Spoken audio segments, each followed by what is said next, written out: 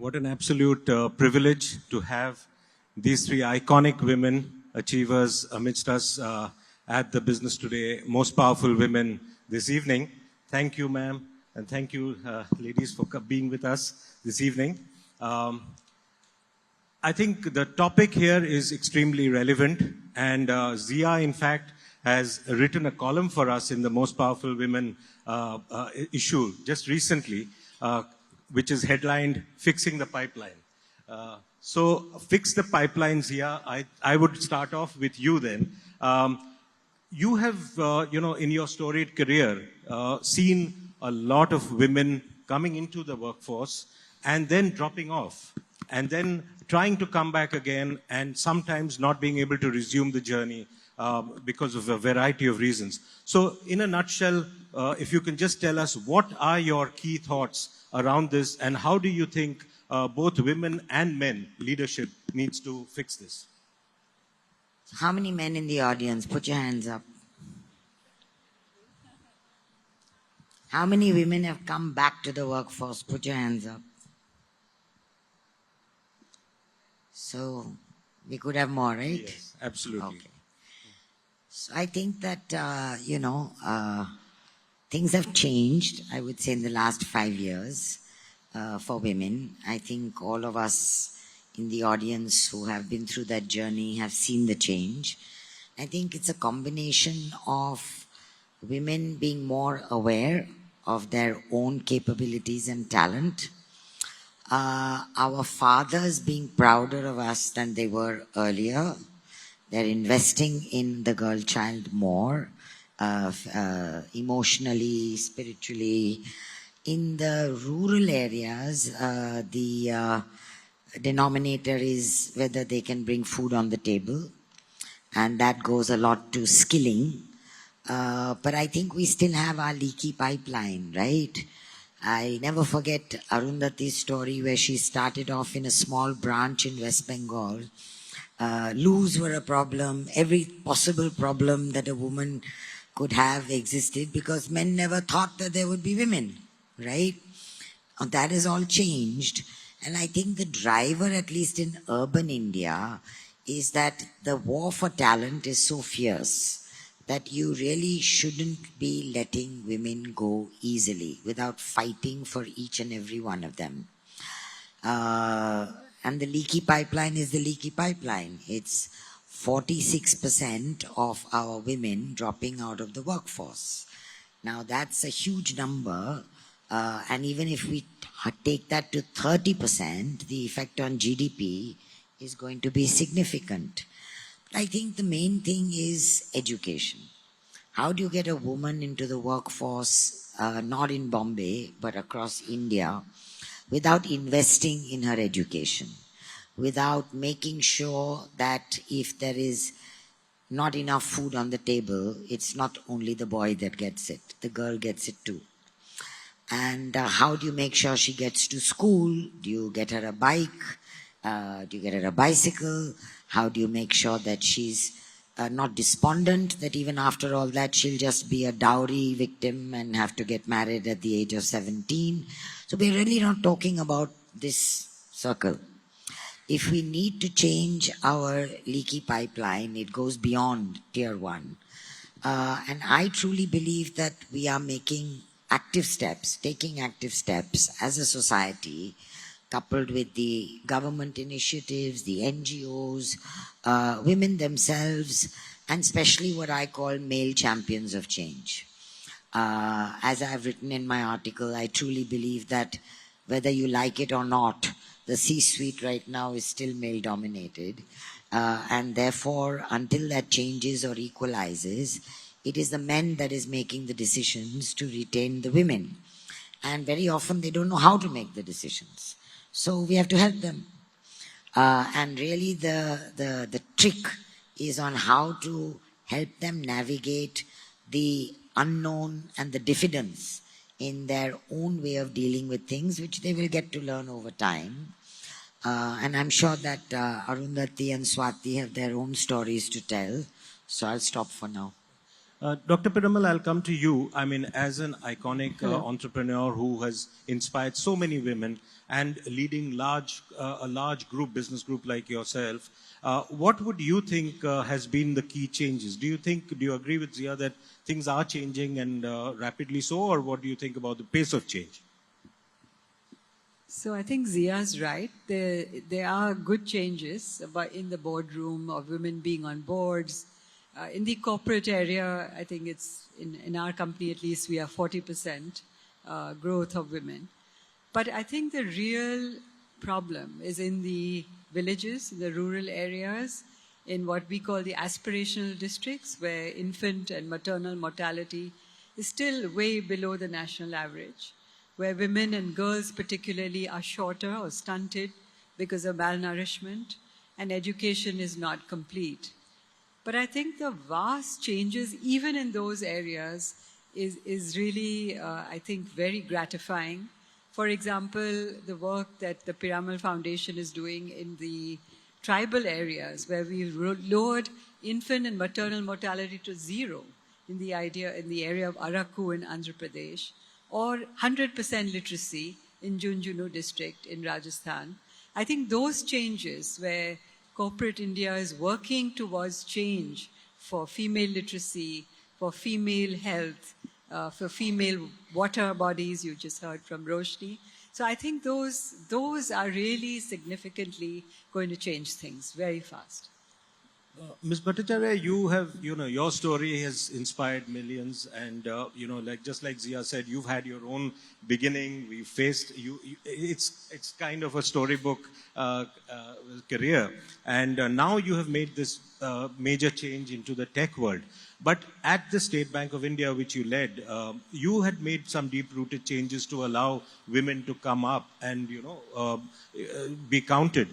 Tell us a little about what the things you've done there and how you think many other leaders like yourself can make these changes. So let me tell you a story about Zia herself. I happened to work for her company for a little while after I retired. And the corridor on which I had my office, the first room in that corridor was always, the door was closed, but I could make out that inside there were some decorations hanging. And one of these days I got a little curious, so I knocked and I peeked in, and I found it was actually a one-room creche. Okay? And the lady sitting next door, she immediately rushed out and asked me anything wrong. So I said, no, nothing, I'm just checking. And then I realized, then she told me, well, I've this little girl, and Zia felt that, if I didn't have her close to me, I wouldn't be able to concentrate on my work. So very nicely, she's allowed me the use of this room. So the nurse comes with the baby and looks after her. She's right next door to me. And I'm able to work with full attention. Of course, that was Zia's way of getting her to work till 10 in the night. That's a separate issue. But the fact of the matter remains, it is empathy of that nature that's really going to change the story for our women workers. Because if you look at the kind of, leakage that we have in the pipeline, there is no way unless and until we understand the root cause, why people are leaving and why they're going away, unless we plug those gaps, there's no way we are going to handle it. I had created, a 2-year sabbatical for childcare and for elderly care. Elderly care, because in India, elderly care is a very important, element to be considered. Many of us have actually had the help of our parents and parents-in-laws to bring up our kids. And when they are sick, even if you have a caretaker, you feel bad about leaving them at home in the care of those caretakers. You want to be actually there. You feel guilty otherwise. And that guilt is something that allows you to be neither successful at work or at home. So, people just give up and just stay at home. Now, if there is a way of handling that, which of course there is, I always say that even in the worst of circumstances, there are always a few bright sparks. The pandemic, one of those bright sparks was, as Roshni pointed out, the fact that now you can be flexible about working, and people have accepted that flexible is possible. So, those are the kinds of things that we really need to implement. And again, you need to look at the root cause. I remember, in the bank once, I was meeting with a lot of youngsters, and there were a lot of young girls. And most of them were in back office operations, operational seats. They were not in the front row. And that is, they were not doing really, things like managing a branch. They were not really in the front office, so to speak. And I asked them that, why is this? Because a lot of your, promotion opportunities depends on you being out there in front of customers. And why are you taking the easy way out? I always thought that they were taking the easy way out of doing these platform functions so that they wouldn't have to go. And then one of these youngsters, she sort of probably took courage in her hand, stood up and said, "Ma'am, it's not like that." So I said, "Then what is the problem?" She said, "Actually what happens is," and this was, by the way, in the north of the country. So she said, what happens is when we get posted to the villages, nobody is willing to let out a place to stay to a single woman. It's considered, not quite proper. So we don't get a place to stay. How can we take a transfer there? Now that's a problem that had never even occurred to me. Okay. And it was quite a revelation. So subsequently, the bank took upon itself to create these hostels for women in the nearby talukas. We'd take a house with 2 or 3 rooms, and we'd ask the girls to room together, and from there they would take their scooties or whatever and go to the branches and do their field work, which was essential for their promotion. But the fact of the matter is, it's lucky that I asked that question. Otherwise, we never would have understood what actually went wrong. So, I think when we are talking about leaky pipelines, we really need to go to the root cause. For everybody, there's a different root cause. And for all of them, we need customized solutions if it's required. Otherwise, it's very difficult to keep talent back. Zia, I remember in earlier forums also, you have spoken a lot about how your family helped you reach and overcome a lot of your time, because in the legal profession, it is a lot about long hours, etc. Tell us a little about your early days and how you sort of overcame them with the help of your family. Swati smiling because she knows why.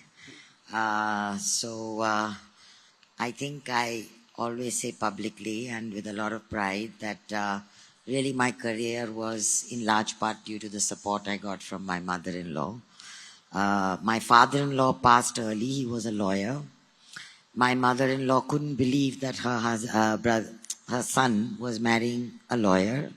She kept her husband's library for me. And every time my husband would infrequently complain about my long hours, she would promptly tell him, "You forgot how hard Papa used to work. And what's the problem? I'm here." So how could my husband tell his mother that she didn't look after my children well, right? So we were sorted. My mother-in-law and I were colleagues in this conspiracy. And I think that infrastructure is such a fortunate part of what we Indian women have today.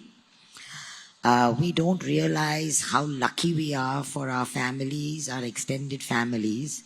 A lot of young girls who are in Bombay today and who work with us have actually moved from different cities.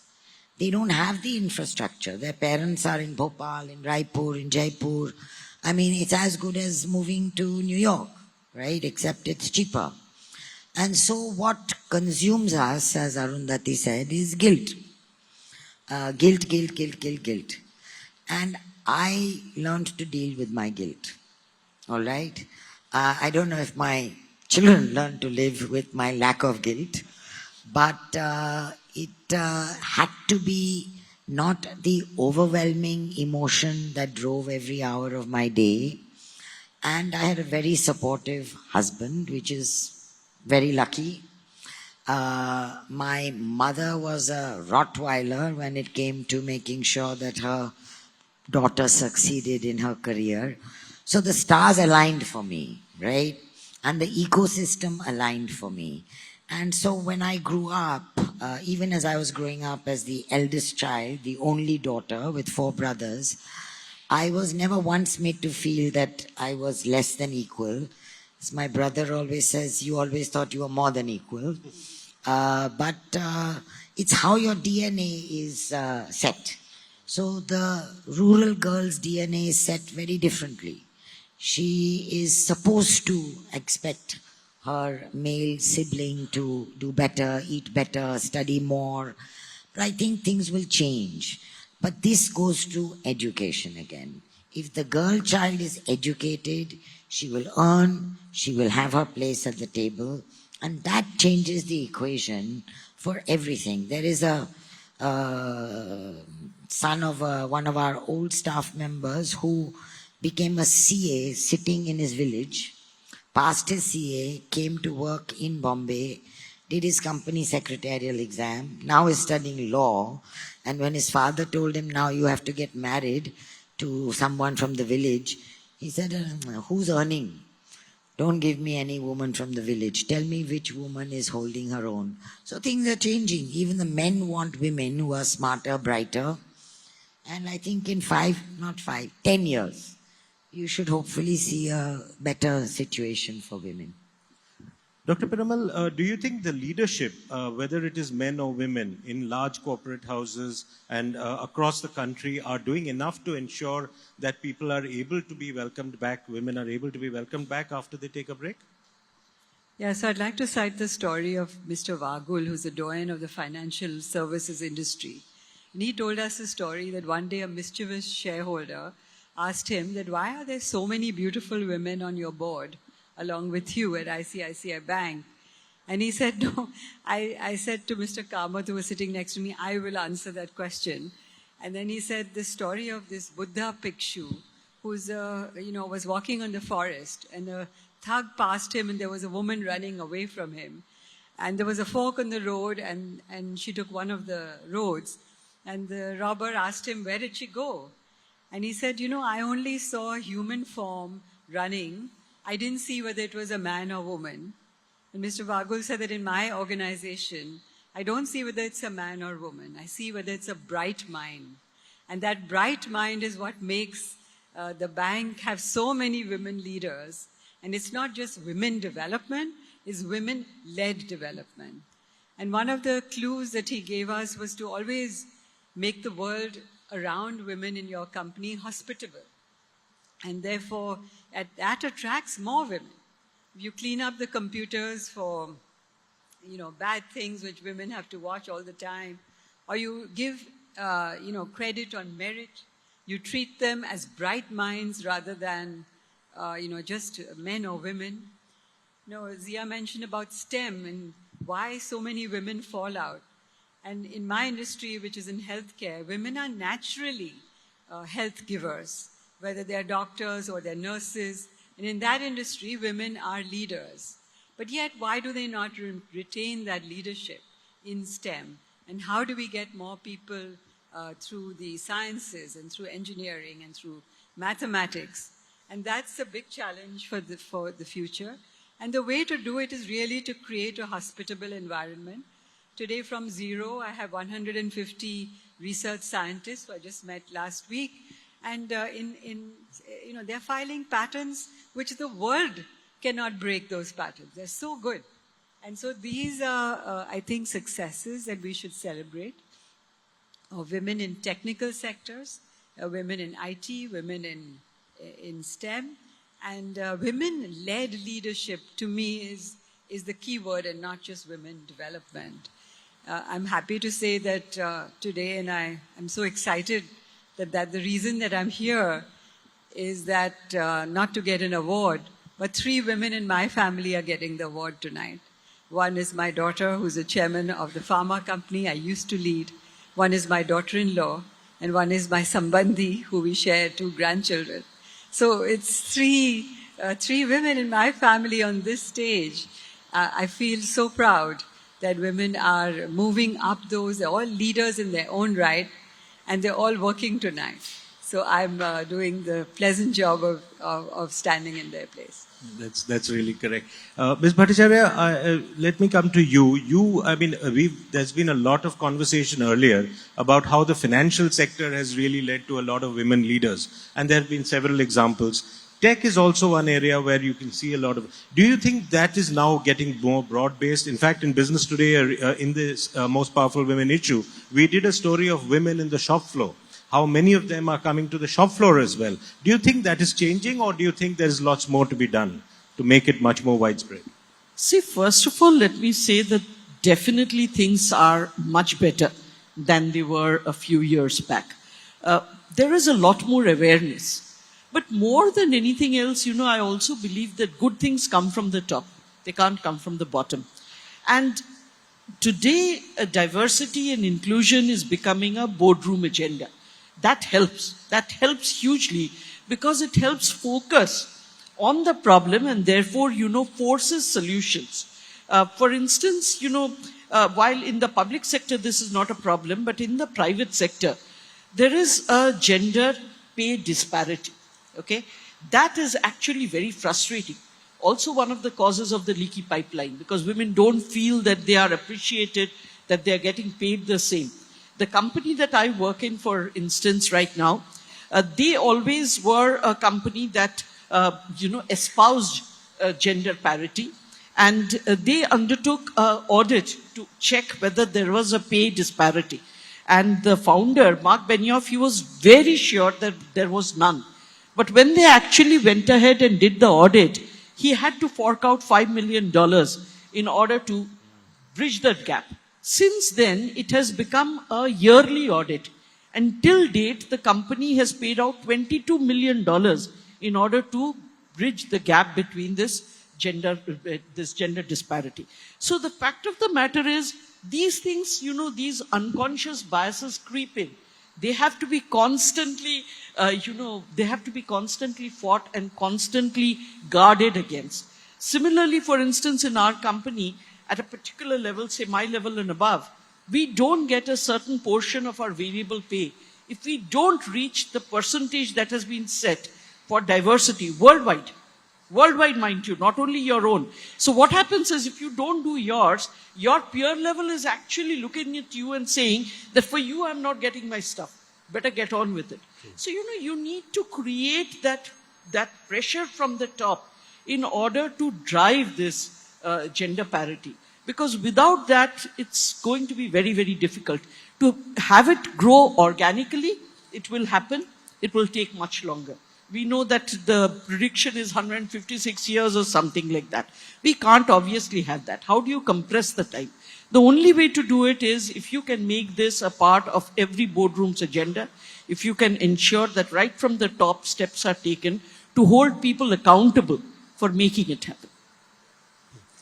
Zia, there has been a discussion also that women don't raise their hands enough when when leadership roles are offered, because they've been conditioned not to. They think that the whole ecosystem is such that they will be bypassed because of long hours and all of that. Do you think that is changing and more women are sort of raising their hands and standing up and being counted for leadership roles? Not enough. Not enough. I think that it's a Venus and Mars situation, Women are more diffident, men are more forceful about what they want, and that will take some time to change. But I would echo what Arundhati says, which is that, if pressure is there from the top in terms of KRAs of diversity, if simple things like telling a recruiter, when you send me CVs for a position, at least 30 to 40% have to be women. There it is, right? So you can't say no women applied, I don't know where there are women, they're right in front of you. So the unconscious bias that has built up over the decades, for women as well, will she have a baby, will she leave, will she go on maternity leave, will she come back? We've got to deal with all this because we've been mothers and we've come back, right? So there's no reason to assume that our younger women won't have the same sort of drive. But I think to force it down from the top is the only way. Because just happy conversations are not going to lead to concrete results. So there was a lady who used to head up Anglo-American. Quite an interesting thing for a lady to head up Anglo-American. So I asked her, I said, it's strange that a woman is heading up a mining company. And how do you deal with the gender agenda? She says, I have KRAs for all my middle managers, whether they are men or they are women. At the beginning of the year, they have to tell me how many women they had, how many women they added, how many women left, and why they left. And guess what? They get money deducted if they don't perform. So money talks. So everybody was busy trying to retain the women, and everybody was busy trying to hire more women. Small tweaks, because the talent is there. You have to proceed on the basis that we're as smart, if not smarter than you guys. Then what's the problem? So change right from the top, and that's where it has to begin. 3 iconic women leaders, ladies and gentlemen, a big hand for this absolutely fantastic panel. Thank you.